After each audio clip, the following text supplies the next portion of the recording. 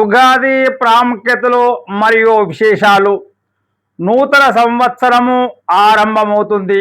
ఇది తెలుగు క్యాలెండర్ ప్రకారం మొదటి పండుగ.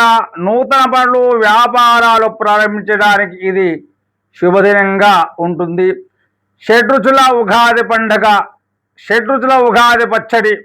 వేప పువ్వు చేదు బాధ, బెల్లం తీపి సంతోషం, చింతపండు పులుపు వైరాగ్యం, మామిడికాయ వగరు ఆశ్చర్యం, కారం కోపం, ఉప్పు ఉత్సాహంతో చేసే పచ్చడి జీవితంలోని మిశ్రమ అనుభవాలను గుర్తిస్తుంది. పంచాంగ శ్రవణము. పండితుల ద్వారా కొత్త సంవత్సర ఫలితాలను రాశి ఫలాలను వినడం ద్వారా రాబోయే కాలానికి సిద్ధమవుతారు. ఆధ్యాత్మికత. వసంత ఋతువు. వసంత ఋతువులో ప్రకృతి కొత్త చిగుర్లతో కలకలాడుతూ ఉంటుంది.